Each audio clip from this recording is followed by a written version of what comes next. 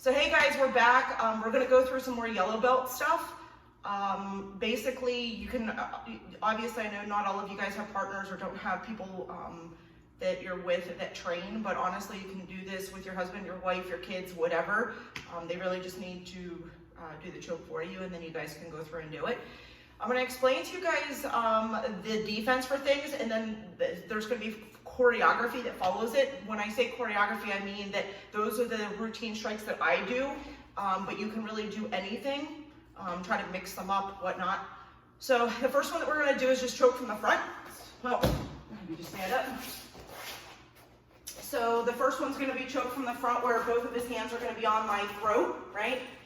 The first one that we're gonna do is just gonna be the pluck. So I'm literally gonna pluck, and when I do this, I'm looking to do this like I'm taking off a book bag. So not out to the sides, up and out. When I do this at the same time, I'm deploying a groin kick. So it's up and out and groin kick. That's the only part of the actual defense. Again, everything else is choreography from there.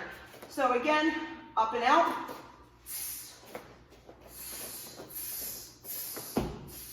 Okay?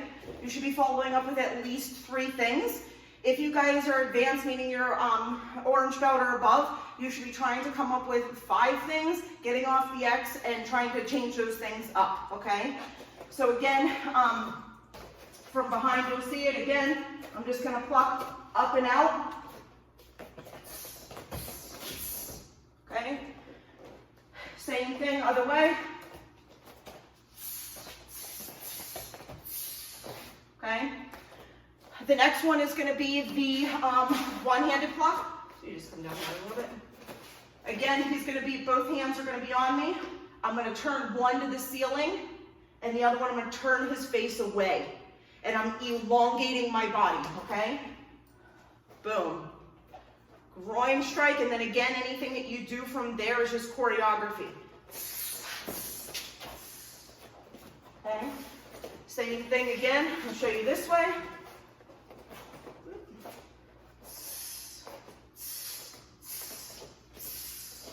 Okay. The next one is going to be bicep the ears. This is going to be basically like I'm trying to answer a question in class. My arm's going to go straight up. So again, arm's going to go straight up. You have to move this arm when I do it. Arm's going to go straight up. I'm going to turn hard and drop this down to a 90-degree angle. As you can see, I'm in a 90-degree angle from him. This is absolutely not, I have to turn. It's a strike. Straight up, down hard. I can either throw an elbow or a hammer fist from here.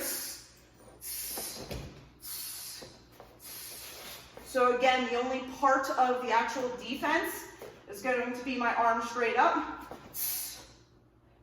90-degree angle, and the elbow or the hammer fist. From there, anything else you do from there is completely fine, okay? If you guys are an orange belt or above, yes, I normally tell you guys to do throws, but if you're doing this with someone that isn't good at falling, your wife, husband, or whatever, they don't train, don't do them. You can fit them in, but do not throw them, okay? So those are the 3 choke from the fronts. The choke from behind, I'll show you that one.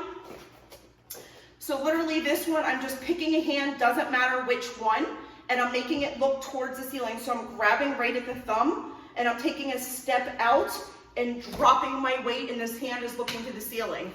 This other hand in that moment is going to come down groin straight, belly, face, okay? So again, I'm taking a step to the side, and I'm using that momentum to use this hammer fist to the groin.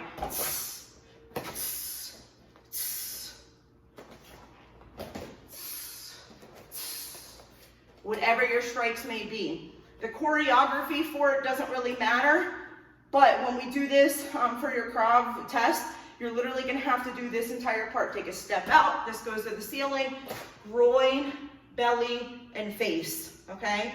Those are the strikes that they do want you to start off with, okay? If, again, you're a higher belt, you can fit in your throw, but do not throw your significant other, okay? That's the static choke from behind. The other one is going to be if I'm getting pulled. Where's the dog on the way? Hey, can you move your bum? So, if he's pulling, right, I'm going back, I'm picking a side, and I'm stepping out to the side. okay? Same thing, I can do this with a grab. I'm going back, I'm taking a step to the side. Okay, so same thing I'm going to show you from the side. I'm going back, I take a step out and come through. Okay, so that's your choke from behind with a pull.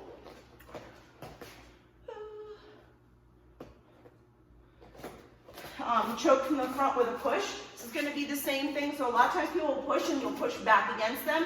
You're going to push back until you get into a fighting stance, and your arm's going to go straight up and you're going to come across. And it's that same thing you've done before. Okay? Next one's going to be a headlock one. Again, this may not be something that you're going to be able to throw your significant other. He's fine falling, so it's not going to be a huge deal. So this is going to be the same thing. I'm trying to figure out a way to do it with this. It's not going to hurt your arm. So he's going to come through, headlock, right?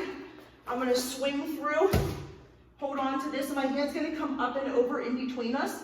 I'm going to go underneath his nose, or I'm going to grab his nose. My elbow's going to go to the back, and I'm going to make him look to the ceiling. If I want to throw him, I can bump him, or literally drag my hand straight down, okay? So same thing, I'm going to do this from behind so that you can see it. He grabs hard, so grab hard, I swing through, boom. Hand comes up through, grabs his face, and my elbow means a big pin to his back to turn him up to the ceiling. If I don't, and I just have my elbow out, I'm pushing against his face. I need to be him look to the ceiling, okay? And then if I need him to fall to the ground, can you fall without hurting your hand? Yeah. So if he falls to the ground, okay? Again, if your person isn't good at falling, don't throw them on the ground, okay? So that's your headlock defense for your yellow belt. Sorry guys, I had to check them. I don't know them all that well. Not in order anyway. Next one's just gonna be your wrist release. So he grabs with the same side. This one, I'm literally gonna do it like I'm doing my, my cover defense, but I'm gonna take a step towards him. Right? Doesn't matter which hand or which leg I take a step forward. I usually stay in my fighting stance. I take a step forward and I'm coming down, and if I clip him with my elbow, better. Okay?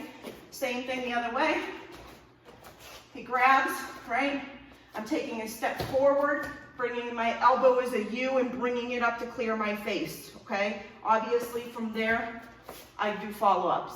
The other one's cross body. You can use that same hand. This one is going to be the same thing. I'm looking to either bring my elbow to him, but I literally just bring my hands up, right? So I come straight up, U, okay? If it's also the same side, I can do the other one, which is elbow to elbow. I'm looking each time to go where his opening is here, right? It's hard to go through his hand. I'm looking to go towards the opening. Same side. Cross body. Oh, 2-on-1. You're just going to have to kind of fake. There you go. This is the same thing. I'm looking to make a U. I'm going to grab my own fist. I'm going to take a step forward and bring this up straight through. Again, I'm going to follow up with combatives. Okay? So those are going to be your self-defense ones for the yellow belt. I'll move on and we'll get a couple more strikes and I'll show you those ones. We'll do hammer fists up next. Okay? So we're going to be doing our hammer fists. Are going to be up next on the menu. So I'm going to show you a couple of different ones. The first one's going to be the basic one, which is just going to be straight down from your face. So you're going to be in your good fighting stance. Again, if you were right-handed, your right leg will be back, your front leg will be forward, okay? A lot of craft people will teach you to do it like this, right? I'm not a big fan. I like the Muay Thai stance a little bit better, just because it keeps my hips open. Really your choice, not a big deal. So I'm going to have my first foot open, straight ahead towards my opponent, and my back leg's going to be open, but at a 45-degree angle. It should have enough room so a bowling ball can be rolled between my legs. This is going to keep my balance, my center of gravity under me. My center of gravity is coming from my hips, okay? Hands are going to be straight up in front of you, come down, elbows in tight. This is going to be my fence, okay? When I'm looking to do a hammer fist, I'm looking to obviously make a fist, okay? I'm going to curl my fingers down and thumb comes across, okay? When I do it like this, I'm coming straight from my face and I'm turning my hip over and dropping down. Same thing on my lead side, turning over and dropping down. boom, boom. Again, when I explain strikes to you guys, I tell you all the time, this is only half of your strike. The other half is bringing it right back up to your face and being ready to create some more damage, okay? One of the best times to hit someone is when they're trying to hit you. So that means for you, you're gonna be vulnerable during that time. Yes, it's great to get that strike out there fast, but you wanna recoil and get it right back to your home base, ready to create some more damage, okay? So again, boom, boom. If you want to get that snap on the end of it, this is the time to practice it during your technique time, okay? So again, I want to have that with the snap on the end of it. That's what's going to give it a little bit of a dig, okay?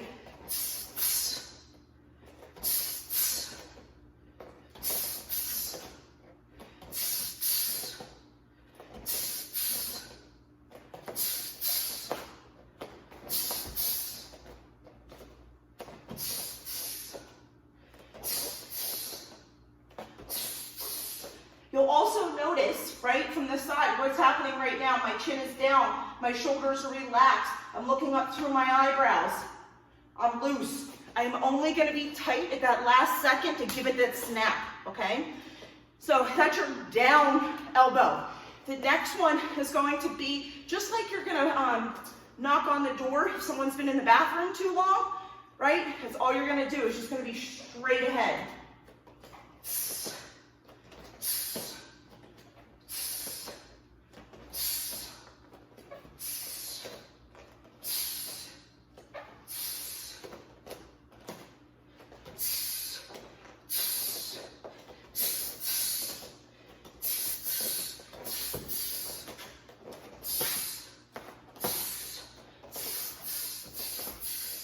Okay? Again, I want you to make sure that you're breathing out each time, engaging your core and using your entire body, aka body sponsorship, okay? The next one that you're gonna do is gonna be your hammer fist to the side, okay? This is gonna be used in two different instances. It can still be used with an opponent straight on. Say that you made your right hand, you broke it and you couldn't use it. I can still jab and hammer fist. When I do my hammer fist, okay, my opposite hand is going to stay to my head to cover and protect my beautiful face, okay? When I go to throw my hammer fist, I'm going to come across my face like I have Dracula's cape and bring it across, okay? Same thing when it's on the other side. Hand stays up, I come across. So I'm protecting my face in my shoulder and right back into my guard, okay? Same thing from here.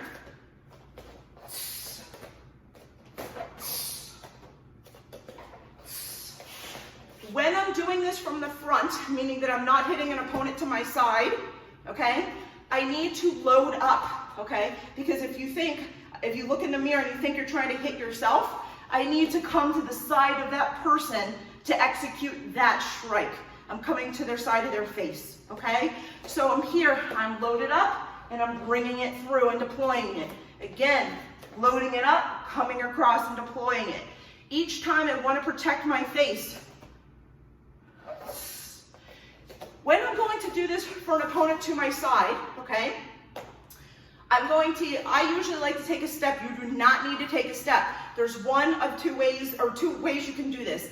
I prefer the little step, but you just need to exchange your weight on your hip. So I'll show you both ways. The first one is going to be the step. If I go to hit my person to this side, the first thing that I need to do is use my eyes. I need to look, okay? So I'm in my fighting stance. I look, cover my face with my chin, bring this across, take a little step, and deploy my punch. Now when I do this, the next follow-up from there really should not be bringing this back and keeping my opponent to my side. The next thing I should be doing is turning and facing my opponent. The thing that I want to do when someone is anywhere besides in front of me is I want to deploy a strike in order to give me time to face my opponent. The reason that I look is because I need to protect my face. I don't want to turn into my opponent with a big open face towards them, right? So I hear something to my side, hands come up, check, look, deploy my strike, and turn and throw my combatives. Same thing when it's going to the other way. My hands come up, I look, take a step, deploy, and follow up with my combatives, okay? So this is the one time that I'm not resetting, okay? If you're gonna do it where you don't use your legs, you don't take a step, you're just gonna exchange your weight. So what's that mean? If someone's super close to me and I bring my hands up, I'm just putting my weight, I'm exchanging my weight. Same thing, exchanging my weight. My weight's down the center, my weight's over this leg. Weight's in the center, weight's over this leg, okay? So you can do it either way. The difference between them is usually going to be the distance of your opponent from the side, okay? If somebody is right up against you, like if you were in a crowd, it's probably only going to be a little bit of an exchange of weight on your hips, okay? So the next one that I'm gonna show you guys, I'm gonna show you how to do your elbow and your hook, okay? So I like this combination together because when I'm throwing my elbow and I'm bringing it across, it needs to be parallel to the ground, okay? A lot of times when people throw hook punches, they'll start hurting their wrist, and it's usually because their elbow is down.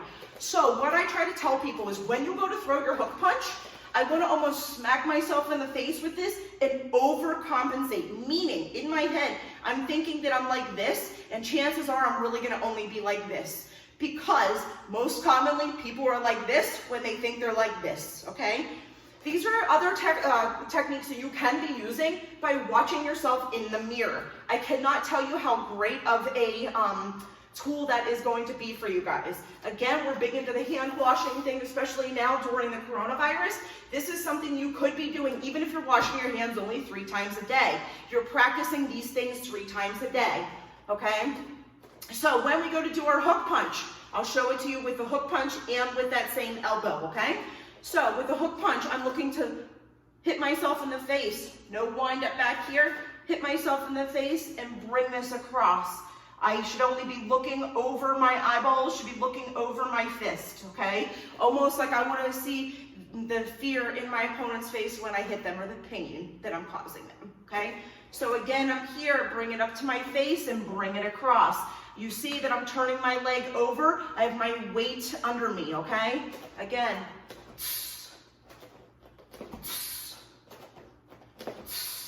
Okay? When punching, when you're using body sponsorship, which is your entire body, most often I need you guys to pay attention to what my legs are doing, not as much my hands. In the case of a hook punch, you are going to want to pay attention because if you're hurting your wrist, it's usually likely this. You have 2 options for your fist, either like this or like this. This is the boxing way. This is the Muay Thai way. It doesn't matter either way. I will tell you, if you are hurting your wrist like this, turn it like this, okay? So the next one I'm going to do is going to be on my lead leg. I'm going to be here in my fighting stance. Shoulder comes up, and I deliver it across. Again.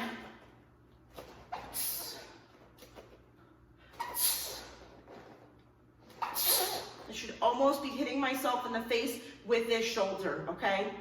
Same thing when I go to do my elbow. The only difference between my punch and my elbow is where my hand goes, okay? So my hand, they tell you for beginners, is to bring it towards your chest, thumb on the inside.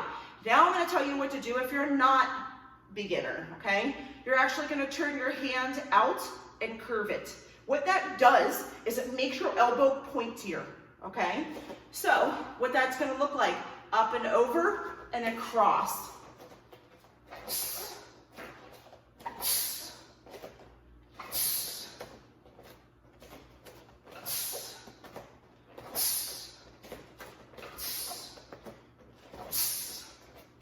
I should be getting the in my hips, okay? Again, if you're a beginner, like you're gonna punch like this, okay? That's completely fine. You can bring it to your chest and come across. But like I said, if you're advanced or you've done the elbows a bunch of times, turn your hand over on the back like you're waving to someone, curl your hand. That's going to get rid of the, change the muscle structure here and make your elbow more pointy. Now, if you are hitting something other than a person in real life, like a pad, you should be hitting with either this part of your forearm or this part of your forearm on a pad only. Clearly, if I'm trying to hit a person, I'm looking to braze them with this elbow. The little bump on there is called your olecranon process. Not that you need to know that, but it is considered the sharpest part of your body. So I'm looking to slash open a person with these, okay? So I want you guys to try all the different things. You can do your chokes without another person. I just needed another person in order to show you what they look like. But I can still do my choke from the front, right? I choke from the front. Both arms can go up, one arm can go up. Jerry's a both arm person.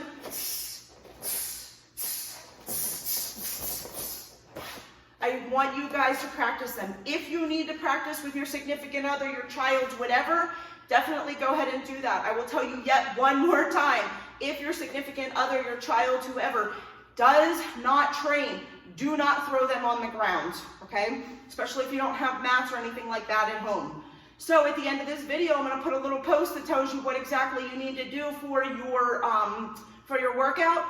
Guys, continue to still do some of the jiu-jitsu stuff where it's going to be your bridges, your shrimps, all of those different things that we went over before. I'm going to next show you how to do your reverse shrimp, okay? So you've seen this before, okay? Is your shrimp, right? I'm gonna kick out and push, okay? But in this case, I'm gonna come the opposite way. I'm gonna move my shoulders and pull through, okay? Same thing, I'm gonna let my leg out. I'm gonna move my shoulders first and pull through, okay? Show you from behind. Kick my leg out, shoulders, pull through. Kick my leg, shoulders, pull through. Like I'm trying to dig.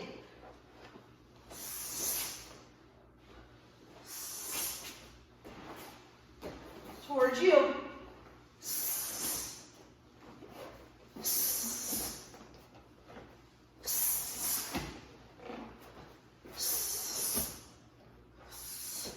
So I'm trying to show you it a little bit animated so that you can see it.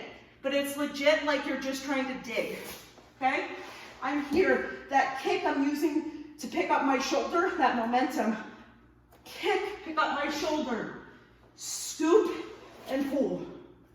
Kick out my leg, move my shoulder, scoop and pull, okay? So I want you guys to try those next. I also want you guys to try doing, yet again, your bump sweep. You don't need a person to do these. You can do these by yourself. You can use your wife, your husband, whatever. I got to do my bump, right? I'm going to come up onto my elbow, to my forearm, grab. I'm going to sit up, almost like I'm going to do my kick, and come over. Same thing, right? I'm going to come up onto my elbow, up onto my hands, curl their hands. Okay? Make sure you guys are still doing those. A bump sweep is on the green belt test. I know the green belt tests are things that are a little bit harder for Krav people because it is ground techniques and they do take a little bit more accuracy to do them. But please make sure that you're still doing them, even if it's 5 of them a day. I don't care, just get them in. I want you guys to look like you definitely have been training while you've been away. I don't want you guys to come back and it look like you haven't done anything for a month, 2 months, whatever. Okay, we need to get through this together, okay guys? So I'll see you again tomorrow night with a video.